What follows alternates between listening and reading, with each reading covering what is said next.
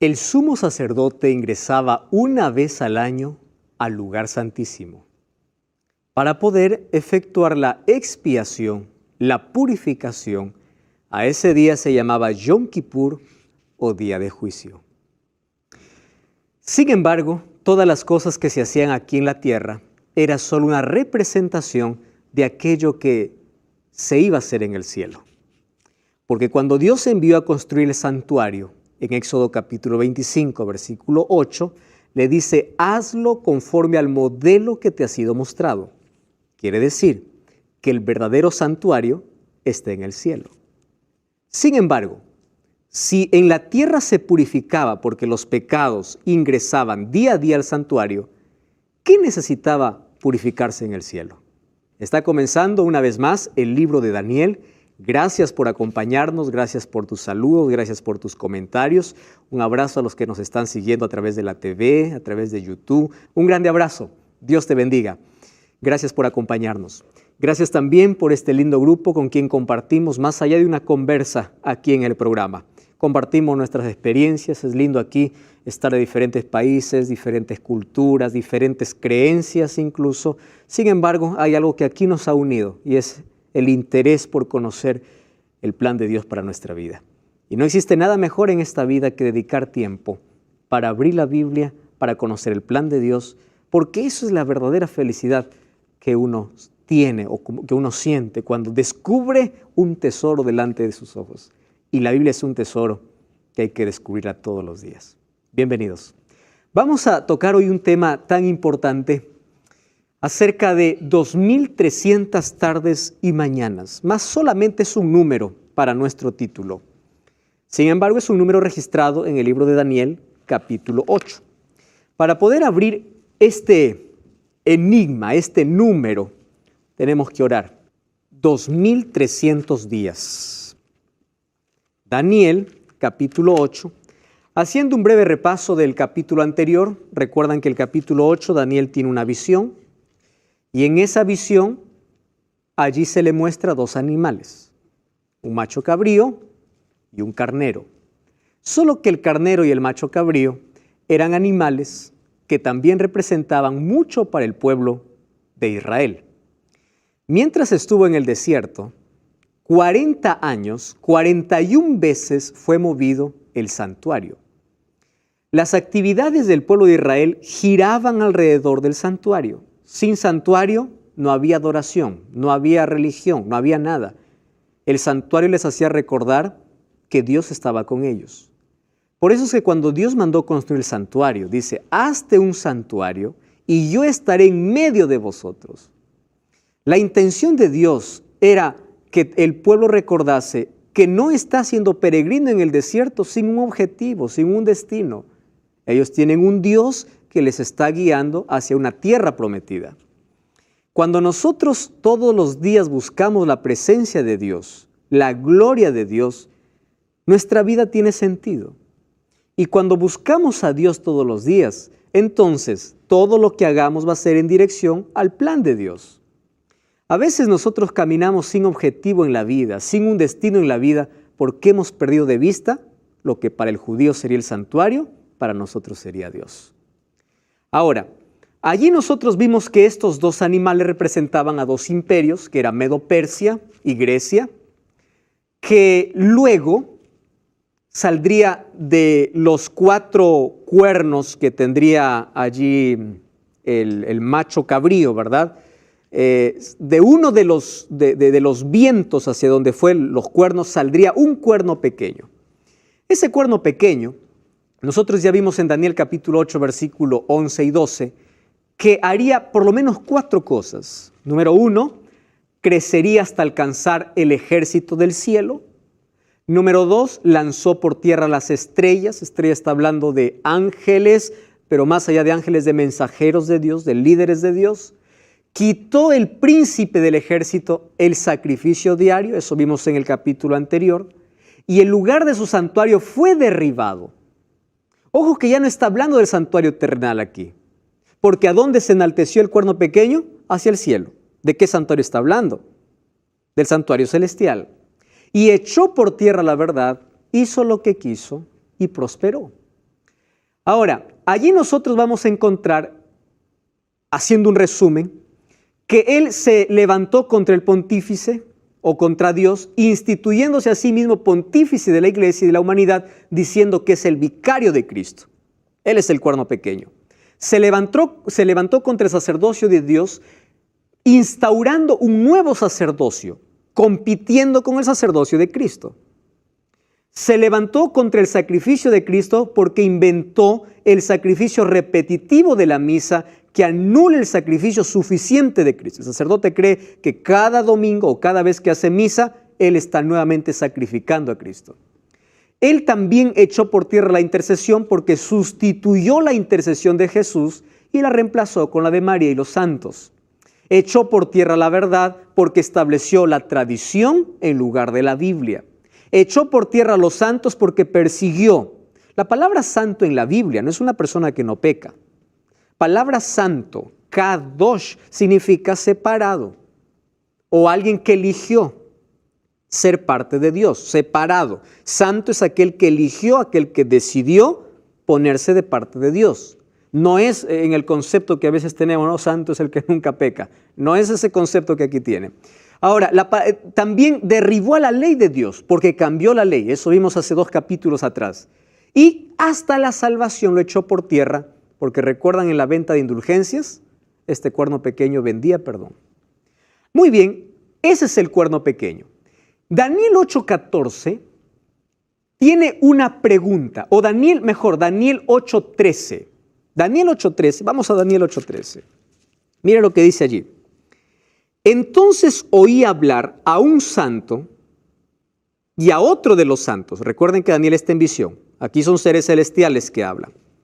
Y le preguntaba y le decía, ¿hasta cuándo durará la visión del sacrificio continuo, la prevaricación asoladora? Recuerdan que les dije que era prevaricación asoladora. ¿Qué cosa se llamaba? Abominación. Todo aquello que se instituye en contra de Dios. ¿Y hasta cuándo será entregado el santuario y el ejército para ser pisoteado? Esta es la pregunta clave, ¿verdad? ¿Hasta cuándo? O sea, ¿hasta cuándo vamos a permitir tanta abominación? ¿Hasta cuándo este cuerno pequeño va a tirar todo a tierra? ¿Hasta cuándo? La pregunta ¿hasta cuándo? Es clave. Y el versículo 14 es la respuesta. Miren lo que dice el versículo 14. Y él me dijo, ¿qué cosa dijo? Hasta 2300 tardes y mañanas, luego el santuario será purificado. ¿De qué está hablando? Del sistema de sacrificios y del día de purificación. Entonces la pregunta es, ¿hasta cuándo el cuerno pequeño? Ahora, ¿recuerdan ustedes cuándo surgió el cuerno pequeño? Desde el año 538 hasta 1798. Estamos hablando de su poder absolutista y perseguidor. Eso no significa que es un poder que dejó de ser inactivo. Ahora está activo y según Apocalipsis, un poquito más adelante, una vez más, va a ser lo mismo. Ahora, fíjense lo siguiente. ¿Hasta cuándo?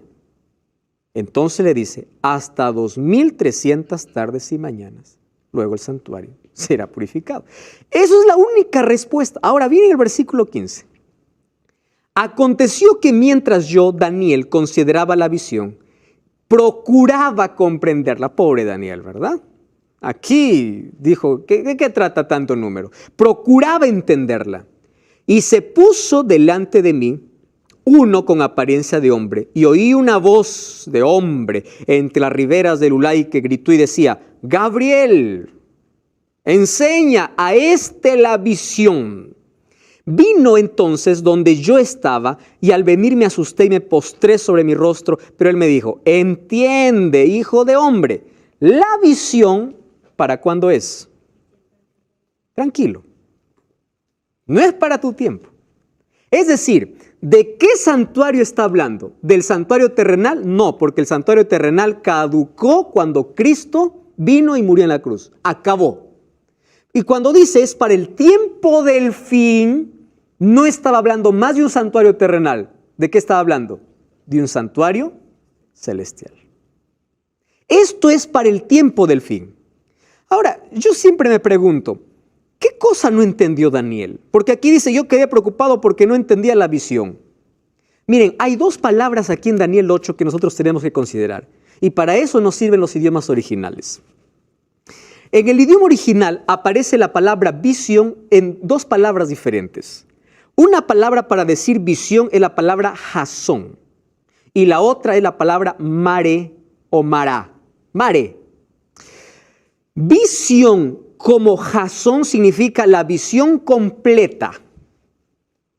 Y cuando dice visión y está la palabra mare, quiere decir parte de la visión. Entonces, aquí aparecen en el idioma original estas dos palabras.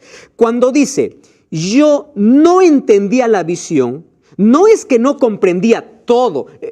Pregunto, ¿Daniel entendió quién fue el macho cabrío y quién fue Medo-Persia? ¿Quién fue el carnero? Claro que lo entendió, porque el ángel le dijo, esto representa tal, esto representa tal. Él entendió eso. Lo que no entendió era una parte. ¿Qué cosa no entendió? Esto. Hasta 2300 tardes y mañanas. ¿Qué es eso? ¿Qué santuario va a ser purificado? Entonces el ángel le dice, tranquilo, eso es para el tiempo del fin. Muy bien. Tardes y mañanas. Hay algunos por allí que dice que cuando se refiere a 2300 tardes y mañanas se está refiriendo a 1150 días, con la intención de colocar al cuerno pequeño como Antíoco. ¿Recuerdan de ese hombre que yo les hablé? De un rey Seleucida. Pero miren, aquí es tan claro al decir 2300 tardes y mañanas, no está hablando de sacrificios de tarde y mañana, está hablando de días completos. Y les voy a explicar. Daniel era un conocedor de la Biblia, del Pentateuco, de los 5 primeros libros de la Biblia. ¿Por qué él toma o por qué a Daniel se le muestra tarde y mañana? Vamos a Génesis capítulo 1. ¿Está? Génesis capítulo 1. Vamos a tener la seguridad primero que se trata de 2300 días, porque si no estamos mal. Vamos a caer allí en la escuela preterista o en la dispensacionalista. Génesis capítulo 1. Muy bien, vamos a leer, versículo 5. Llamó Dios a la luz día, a las tinieblas noche, ¿y qué cosa dice? Fue la tarde y la mañana. Ahora les pregunto, ¿a cuánto equivale una tarde y una mañana? ¿Está claro el asunto? Muy bien. Tarde y mañana, ¿cuánto equivale? Y si ustedes leen todo el capítulo 1, para cada día, tarde y mañana. Ahora escuchen. ¿Cómo Dios dividió los días? Jesús dijo, el día tiene 12 horas oscuros y 12 horas claras. Miren, para nosotros un día, ¿qué horas comienza? A la medianoche. Eso es para nosotros y eso no está bien. Bíblicamente, un día comienza en la tarde hasta la mañana del día siguiente. Les explico.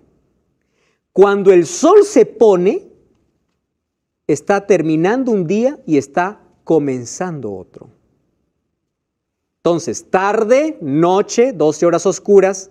Al día siguiente, cuando el sol se oculta, acabó un día. No comienza a la medianoche. ¿Cuándo comienza? A la puesta del sol. Por eso dice, tarde y mañana, un día. Es por eso que en el mundo cristiano de aquellos que guardan el sábado, cuando es viernes y el sol se pone, le dicen feliz sábado. Entonces están locos. Si hoy es viernes, no, porque bíblicamente es tarde y mañana. ¿Cuándo comienza el sábado entonces? El viernes a la puesta del sol. ¿Cuándo termina el sábado? El sábado a la puesta del sol. Tarde y mañana. ¿A cuánto representa? A un día. ¿Comprenden este asunto? Tenemos que ahora pensar cómo en la Biblia fue escrito o cómo Dios determinó. Bueno, después vinieron todos los cambios porque el cuerno cambió tiempos y ley también. Tiempos también cambió, ¿verdad? Muy bien, entonces está refiriéndose a días completos. Porque si no fuese así, cuando dice el diluvio vino sobre la tierra 40 días y 40 noches, hubiese dicho solamente fueron 20 días. Eso es ilógico. O si nosotros decimos tarde y mañana representa a la mitad o a 1150 días, como algunos dicen, entonces Dios no hizo toda la creación en una semana, sino en 3 días y medio. La Biblia es tan clara al decir tarde y mañana equivale a un día. ¿Está claro ese asunto? Genial. Muy bien. Ahí incluso usa una palabra, erek boker, que es la misma que usa en Génesis, tarde y mañana para referirse a un día. Ahora fíjense, dice será purificado. Purificado. Entonces aquí viene la pregunta. Si en el cielo no hay pecado, ¿verdad? Ya se preguntaron ustedes, ¿y por qué necesita ser purificado? ¿Qué significa purificar? Purificar significa sacar la suciedad o la impureza de lo que está sucio. Manchaste la camisa, vas a purificarlo, no solo con agua, si es necesario pon lejía. Purificar es volver a su estado natural, sin mancha. Y ahora, ¿qué necesitaba ser purificado en el cielo? Ahora, ¿recuerdan ustedes la abominación asoladora que hizo el cuerno pequeño? Todo lo que hizo en contra del ministerio de Cristo. ¿Se acuerdan ustedes del día de la expiación? Los pecados eran transferidos ¿a dónde? Del pecador al cordero. ¿Y del cordero a dónde entraba? Al santuario. El santuario era purificado porque cuando moría otro cordero en el día de la expiación, todos los pecados acumulados salía. ¿Y a dónde los llevaba? A un macho cabrío que estaba afuera esperando para morir en el desierto, en representación al diablo, porque él es el culpable de todo pecado. Cristo nos rescató con su sangre, pero finalmente el diablo pagará por todo lo que hizo. ¿Correcto?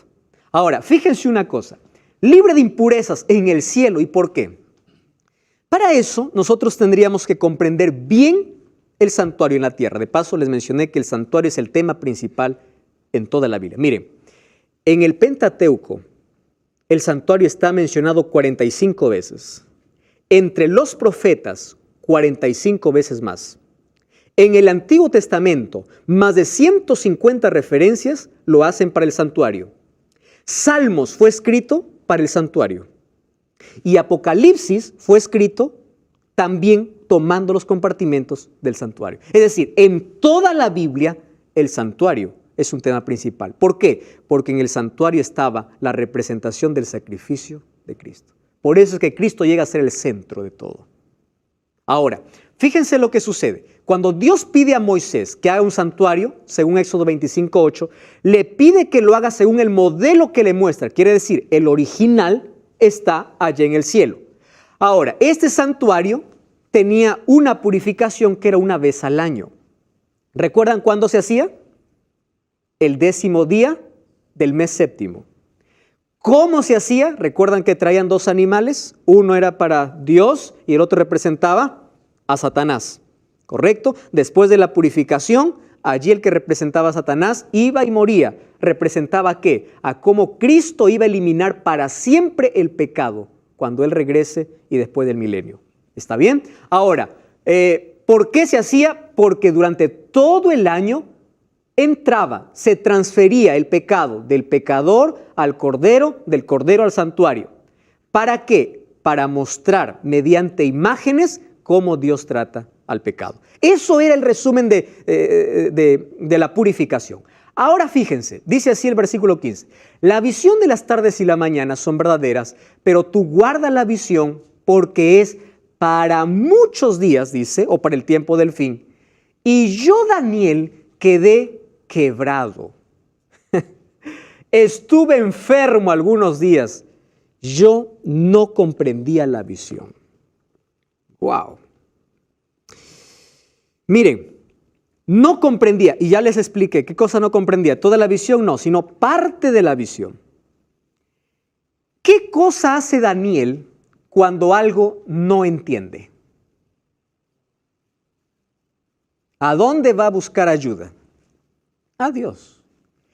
Cuando él no entiende, en el capítulo 8, miren, el versículo 27 es lo que mencioné. Capítulo 8, versículo 27. Yo, Daniel, dice, quedé quebrantado, estuve enfermo. No me levanté, no atendí los negocios del rey, falté a mi trabajo, dice Daniel, porque estaba asustado. Yo no entendía. Pero yo no me quedo con brazos cruzados ante un enigma. Hay gente que cuando lee la Biblia dice, no entiendo, ya abandono y punto. No, Daniel dice, no entiendo, yo voy a Dios. ¿Qué dice la Biblia? A quien le falta sabiduría, pídaselo a Dios. Entonces allí, en el primer año, aquí está nuevamente contextualizándonos, ¿en qué momento está escribiendo? de Darío, hijo de Azuero, la nación de los Medos, que vino a ser rey sobre los caldeos, en ese año de su reinado, yo, Daniel, aquí está escribiendo por qué él está quebrantado. ¿Correcto? Dice, yo, Daniel, miré atentamente en el libro de los números de los años que habló Jehová al profeta Jeremías, en que había de cumplirse las desolaciones de Jerusalén, y vi que eran 70 años. ¿Qué cosa estaba leyendo Daniel? Vamos a Jeremías capítulo 25, versículo 11. Vamos un poquito atrás. 150 años antes de que ocurriese esta cautividad, 25:11, Jeremías 25:11. 150 años antes de que ocurriese la cautividad de Judá, Jeremías ya lo mencionaba. Por eso, a aquel que lee la Biblia no le asusta lo que viene. 25:11. Él sabía por qué habían sido llevados cautivos. Quien lee la Biblia está seguro y sigue confiando en Dios. Miren lo que dice 25:11. Toda esta tierra será convertida en ruinas y en espanto, y servirán estas naciones al rey de Babilonia. ¿Cuántos años dice? Entonces él empezó a contar. A ver, dijo, ¿cuándo comenzó? 605, empezó a contar todos los eventos. Ah, no, ya son 70 años. Es decir, ya tiene que cumplirse. Pero ¿por qué cosa tenía que cumplirse? Nabucodonosor hizo 3 invasiones, eso lo vamos a mencionar luego, 3 invasiones a Jerusalén. En la tercera destruyó el templo, en el año 586. Se acabó para ellos el sistema de sacrificios o adoración. Entonces Daniel estaba preocupado y decía, Señor, ya se cumplió. Y ahí él empieza a orar y dice, volví mi rostro a Dios buscándole en oración, en ayuno. Estaba con ropas ásperas. Versículo 5 le dice, Señor, hemos pecado. ¿Saben qué cosa me gusta de la oración de Daniel? Daniel, por más que sea fiel a Dios, él no dijo, Señor, yo estoy sufriendo por la culpa del otro. ¿Era fiel Daniel o no? Sí. Pero él se involucró y dijo, hemos pecado. Yo les voy a decir algo importante. ¿Saben a dónde nos lleva la oración? A tener más luz sobre nuestra condición. Cuando tú te miras en un espejo y no hay mucha luz, tú te ves perfecto. Le pones mayor luz, ves una imperfección. Y le pones más luz, más imperfecto te ves. ¿Por qué? Eso hace la oración. La oración te hace depender de Dios, porque allí cuando más oras, te ves más imperfecto y sabes que necesita más de Dios. Por eso es que la persona que vive lejos de Dios se siente capaz, se siente perfecto, porque está en la oscuridad. Pero mientras más vea la luz, más pecador se siente. Y aquí Daniel cuando ora dice, Señor, hemos pecado, yo soy transgresor, yo he cometido iniquidad. Perdónanos, por favor, ahora cumple tu promesa. A eso te lleva la oración. ¿Y sabes qué cosa es lo más maravilloso de todo? Es que Dios no ignora tus oraciones. Cuando reconoces tu situación, hay arrepentimiento sincero en tu corazón, Dios escucha tu oración. Estamos hoy hablando acerca de Daniel capítulo 8 y hay una pregunta que dejó perturbado a Daniel. ¿Hasta cuándo será toda esta desolación, este enaltecimiento, el cuerno pequeño? Y le dice, hasta 2300 tardes y mañanas. Él está preocupado y el capítulo 9, allí me muestra que Daniel no se queda con brazos cruzados, sino busca a Dios en oración. Reconoce su pecado, pide por todo su pueblo, y el capítulo 9, la mitad del libro, habla sobre su oración. Quiere decir que la oración, ¿qué cosa es? Es una conversación con Dios. La oración no es un rezo, no es algo aprendido, no es algo mecánico. Cuando yo me acuesto y digo, Padre nuestro que estás en los cielos, santificado sea tu nombre, gracias por el día, amén. Yo estoy diciendo algo mecánico. Cuando yo me levanto y digo, Señor, bendíceme este día, amén. Eso es algo mecánico. O cuando yo me aprendo algún rezo y repito todos los días, Dios no acepta eso. Dios acepta una confesión sincera. Cuando tú ores, dile lo que sientes. Daniel, ¿qué cosa estaba discutiendo con Dios? Señor, cumple tu promesa. Eso es una oración. Una oración es decir, Señor, a mí me parece, claro, Dios es soberano y Dios te va a responder por qué aún no lo ha hecho o qué cosa va a suceder. Pero la oración me lleva a una relación con Dios, tanto así que me lleva a comprender los planes de Dios. Entonces, la mitad del libro está para decir que Daniel ora, ¿correcto? Ahora, miren el versículo 20 del capítulo 9. Dice así: aún estaba hablando, orando y confesando mi pecado y el pecado de mi pueblo. Qué maravilla, ¿no? Uno puede mirar a Daniel y decir, no, este ya no es pecador, ¿para qué necesita orar? Más oraba y más pecador se sentía. Dice así, aún estaba hablando el versículo 21, cuando el varón Gabriel, a quien había visto en la visión, ¿en qué visión? Del capítulo 8. Aquí se usa la palabra jasón, la visión completa. Vino volando con presteza, con rapidez a mí. Miren lo que dice, como a la hora del sacrificio de la tarde. ¿De qué sacrificio está hablando? ¿Recuerdan los sacrificios diarios que se hacía? Muy bien. 3 de la tarde. Sacrificio de la tarde. Me hizo entender y habló conmigo. Daniel, he salido para darte sabiduría. Qué lindo. Al principio de tu ruego me fue dada la orden. Wow. ¿Por qué Dios responde inmediatamente? Porque antes de que tú pidas, Él ya sabe lo que quieres. Yo voy a poner un paréntesis aquí para hablar acerca de la oración. Alguien me dijo así, pastor, ¿por qué tengo la necesidad de orar si Dios ya sabe lo que necesito? Yo quiero que todos ustedes tengan en mente algo. Nosotros no informamos a Dios. No es que cuando oro le digo, Señor, estoy mal. Dios dice, verdad, no me había dado cuenta. La oración no tiene el acto o el hecho de poder informar a Dios, porque Dios ya sabe. Entonces, ¿para qué necesitamos orar? Si Dios ya sabe qué necesitamos. Presten atención a lo que voy a decir. Porque la oración hace que en nuestra libertad dejemos actuar a Dios.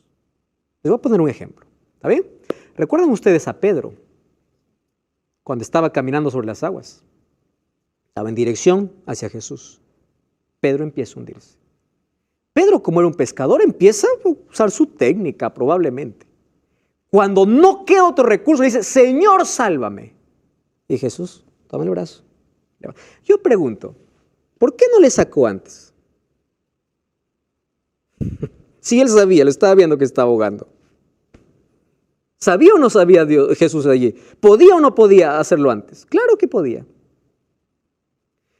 Pero escúchame, Dios no va a poder actuar en nuestra vida sin que tú le permitas. Porque si Dios hiciera, el diablo se pondría y dijera, ¿por qué te metes si ni siquiera te pide ayuda? Tú estás rompiendo la libertad. ¿Están entendiendo ustedes cuán necesaria la oración en el conflicto? No informamos a Dios. La oración nos enseña a depender de Dios, no a informarle, sino a dejarle actuar en nuestra vida, permitirle actuar en nuestra vida. Por eso más oración. Ahora cierro el paréntesis. Dice, yo fui enviado, porque yo ya sabía, y ahí dice, entonces, yo he venido para darte sabiduría y entendimiento, versículo 22, al principio de tus ruegos fue dada la orden, y he venido para enseñarte, porque eres muy amado. ¡Qué expresión tan linda! Eres muy amado. Ahora, entiende la visión. Recuerda que aquí usa la otra palabra, maré. No es la visión completa. La visión completa se llama jasón. Y maré significa, entiende la partecita que tú no has entendido todavía. He venido para enseñarte. ¿Qué cosa no entendió? Las 2300 tardes y mañanas. Eso le tenía confuso. Entonces, el capítulo 9 solamente es una explicación. Miren, ustedes se dan cuenta. Capítulo 2, sueño y explicación en el mismo capítulo. Capítulo 4, sueño y explicación en el mismo capítulo. Capítulo 7, sueño y explicación en el mismo capítulo. Pero el capítulo 8 no tiene explicación. El capítulo 8 solo tiene la visión. Y el capítulo 9, ¿qué cosa sería? La explicación. Ahora, ¿qué cosa ocurre aquí? Ahí entonces, para comprender este asunto, tenemos que colocar la base. Vamos a Números 14:34. Miren, Números 14:34. Allí dice la Biblia, así, Números 14:34. Conforme al número de los días, de los 40 días que empleáis en reconocer la tierra, cargaréis con vuestras iniquidades. Dice así, 40 años, un año por cada día. ¿De qué está hablando? No de 40 días literales, sino a cada día, ¿cómo se debía interpretar? Como un año. Si nosotros vamos a Ezequiel capítulo 4, versículo 6, vamos a encontrar la misma expresión, ¿correcto? Para que nadie piense que somos nosotros los que inventamos la expresión día por año. Ezequiel capítulo 4, versículo 6 y versículo 7, dice así, 4:6. Cumplidos estos te acostarás por segunda vez, ahora sobre tu lado derecho, llevarás la maldad de la casa de Judá, que dice 40 días, solo que día por año te he dado. ¿Conocía esta expresión Daniel? Perfectamente. Ahora sí, comprendan esto. Vamos a Daniel 9, no me pierdan Daniel 9 porque aquí está la explicación. Esto es lo más sabroso de este libro y de este capítulo. Miren, Daniel capítulo 9. Versículo 24. Entonces dice Gabriel, yo he venido para explicarte. Dice así, 70 semanas están determinadas para tu pueblo y para tu santa ciudad. La palabra determinada, ¿saben qué significa? Cortada. Es decir, de los 2300, ¿qué cosa le dijo? Eso es para el tiempo del fin. Ahora te voy a decir qué cosa es para tu tiempo. De los 2300, 490 son cortados. Vamos a cortar de los 2300, 490 para tu pueblo. ¿En qué estaba pensando Daniel? En su pueblo. ¿Por qué oró Daniel? Por su pueblo. Entonces dice, 490 años están determinados. Es decir, cortamos a los 2300, ¿cuánto? 70 semanas, porque ahí dice 70 semanas están determinadas sobre tu pueblo. ¿Está correcto eso? Muy bien. Ahora, ¿qué cosa más dice?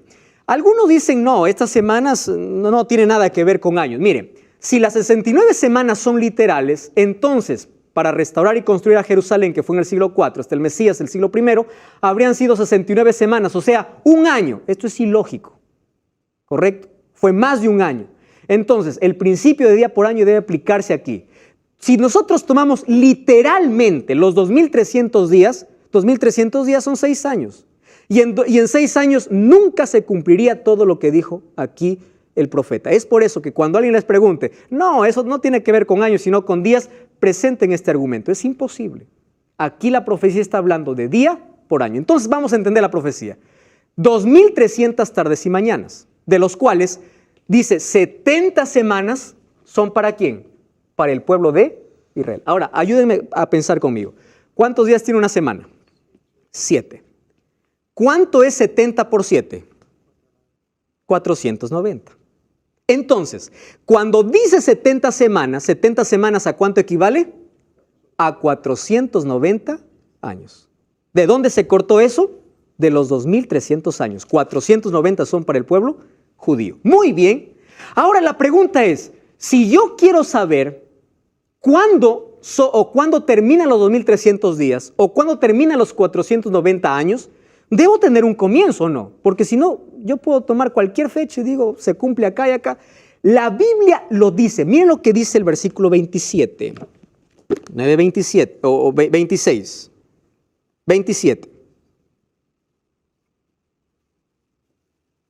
Perdón, vamos al 25. Sabe pues y entiende, desde la salida de la orden para restaurar y edificar a Jerusalén hasta el Mesías príncipe. ¿Quién es el Mesías príncipe? Cristo. ¿Está bien? Habrán 7 semanas y 62 semanas se volverá a edificar la plaza y el muro en tiempos angustiosos. Espere, todavía termino la idea. Después de las 62 semanas se quitará la vida al Mesías, nada quedará, el pueblo de un príncipe que ha de venir destruirá el santuario. Versículo 27. Y por una semana más confirmará el pacto a muchos y a la mitad de semana hará cesar el sacrificio. Parece un trabalengua esto, ¿no? A ver, vamos a ponerlo aquí en orden. Presten atención acá. ¿Cuántas semanas son para el pueblo de Israel? 70. Solo que esas 70 semanas están divididas en 3 periodos. Primero, 7 semanas, luego 62 semanas. ¿Cuánto es 62 más 7? 69. ¿Cuánto falta para 70? 1. Por eso es que la última semana lo deja y dice, en la última semana, ¿qué cosa hará? hará cesar el sacrificio. No en la última, a la mitad de semana. Quiere decir que dentro de los últimos 7 años, Cristo vendría a morir. Lo explico en este diagrama. Entonces ya tenemos el inicio. ¿Cuándo inician estas 70 semanas? Dice, cuando sale ¿qué cosa? La reconstrucción, la orden para reconstruir Jerusalén. Nosotros vamos a la Biblia, Esdras capítulo 7, versículo 7, vamos a encontrar que hay 3 decretos para reconstruir Jerusalén. El decreto de Ciro, el de Darío y el de Artajerjes. Sin embargo, el decreto de Artajerjes es el que realmente sirvió para reconstruir a Jerusalén. ¿Saben por qué? Porque Artajerjes hizo previsiones para la restauración y además es en este año donde recién se le da autoridad judicial y religiosa. Es decir, los otros decretos no sirvieron, sino 457. Cuando dice, cuando se da la orden para reconstruir Jerusalén, hasta el Mesías príncipe habrá 62 semanas. Antes le dice, en 7 días o en 7 años se terminará de reconstruir el muro. 62 semanas vendrá el príncipe. Y en la última semana, a la mitad de semana, hará cesar el sacrificio. Cuando dice que vendrá el príncipe, ¿a quién está refiriéndose? A Cristo. Cuando dice que cesará el sacrificio, ¿a qué se está refiriendo? A la muerte de Cristo. Ahora, si eso está entendible, entonces aquí vemos lo siguiente. ¿Cuándo comenzó la profecía? En el año 457. Si nosotros sumamos los 490 años, recordando que aquí no existe el año 0, ¿está bien? Vamos hasta el año 34. ¿Qué sucedió el año 34? Esteban fue apedreado. ¿Qué cosa le dijo Dios a Daniel? 70 semanas son para tu pueblo de oportunidad. ¿Saben por qué? Porque el pueblo de Dios, por más que habría sido el pueblo elegido, no cumplió con el ideal de Dios. Y cuando murió Esteban, el pueblo judío dejó de ser el pueblo privilegiado y pasó a los gentiles. ¿Recuerdan ustedes cuando Pablo fue llamado para ser apóstol de los gentiles? Es decir, Dios ya no tiene un pueblo exclusivo como eran los judíos. Ahora, miren qué cosa es lo que ocurre. Aquí acabaron entonces los 490 años. Ahora, Gabriel dividió esos periodos en 7 semanas, 62 semanas, más 1 semana. 7 semanas, 7 por 7, ¿cuánto equivale? 49. 62 semanas por 7, 434. Una semana equivale a 7 años. Aquí está 62 más 7 más 1, 70. 49 más 434 más 7 da 490 años. Es decir, 70 semanas equivale a 490 años, solo que el ángel lo dividió ¿en cuántos periodos? En 3 periodos. ¿Por qué lo dividió en 3 periodos? Entonces vemos, en 7 semanas, este primer periodo significa que aquí recién terminó de reconstruirse Jerusalén. En este primer periodo, 49 años. Ahora dice que habrá 62 semanas hasta el Mesías príncipe. Aquí, ¿cuándo inicia esta última semana? Con el bautismo de Jesús. Ahora fíjense ustedes. ¿Cuándo Jesús se bautiza? ¿Recuerdan ustedes el bautismo de Cristo? Jesús se bautiza, aquí vamos a esperar, aquí está la reconstrucción del muro de Jerusalén, año 408. En el año 27, Jesús es bautizado. Aquí daría inicio a la última semana. 27 más 7, ¿cuánto da? 34. En el año 34 acaban los 490 años. Pero la profecía dice que a la mitad de semana haría cesar el continuo. Es decir, ya no más se necesitarían ofrendas de corderos. Entonces, ¿cuál sería la mitad de 27 y 34? Jesús murió el año 31, exactamente cumpliendo todas las profecías.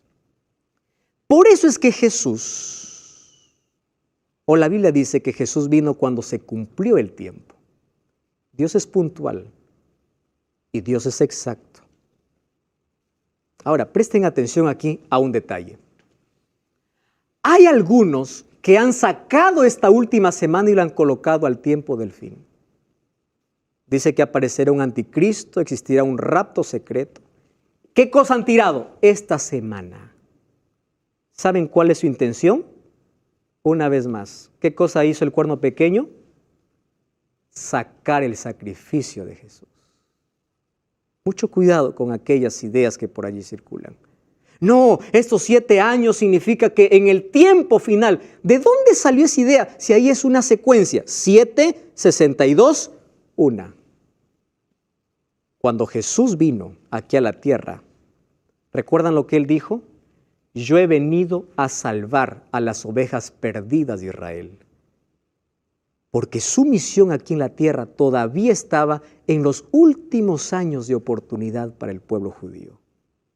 Pero el pueblo judío no aprovechó.